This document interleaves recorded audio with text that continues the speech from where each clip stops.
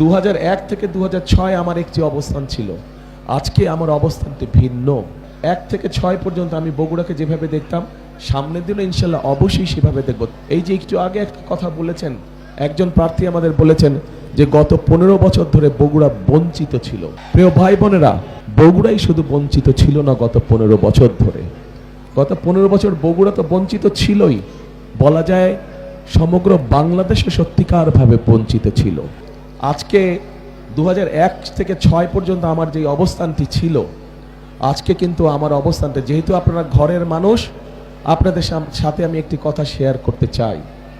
2001 থেকে 2006 আমার একটি অবস্থান ছিল। আজকে আমার অবস্থানটি ভিন্ন। 1 থেকে 6 পর্যন্ত আমি বগুড়াকে যেভাবে দেখতাম, সামনের দিনে ইনশাল্লাহ অবশ্যই সেভাবে দেখব।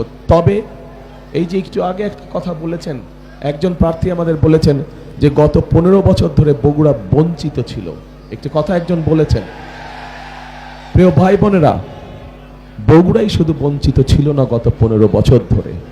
গত 15 বছর বগুড়া তো বঞ্চিত ছিলই, বলা যায় সমগ্র বাংলাদেশে সত্যিকারভাবে বঞ্চিত ছিল।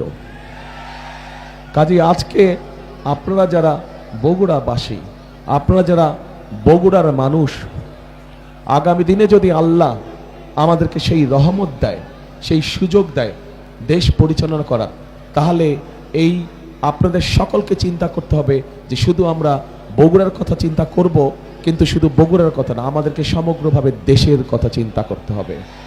বগুড়াকে যখন আমরা সামনের দিকে নিয়ে যাব, ঠিক একইভাবে আমাদেরকে সমগ্র দেশকে সাথে টানতে হবে।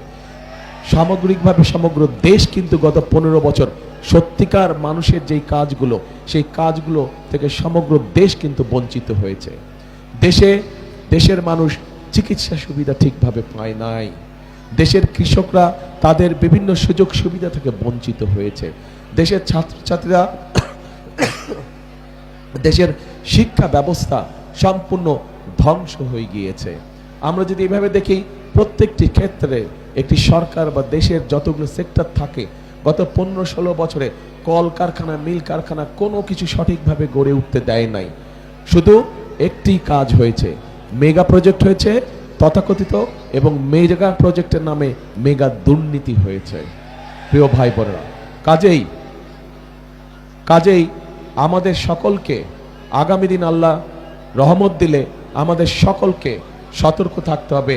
যেভাবেই হোক এই দুর্নীতিকে আমাদের টুটি চেপে ধরতে হবে, এই দুর্নীতিকে নিয়ন্ত্রণ করতে হবে, এবং দুর্নীতিকে নিয়ন্ত্রণ করার মাধ্যমেই আমাদেরকে দেশকে সামনের দিকে এগিয়ে নিয়ে যেতে হবে।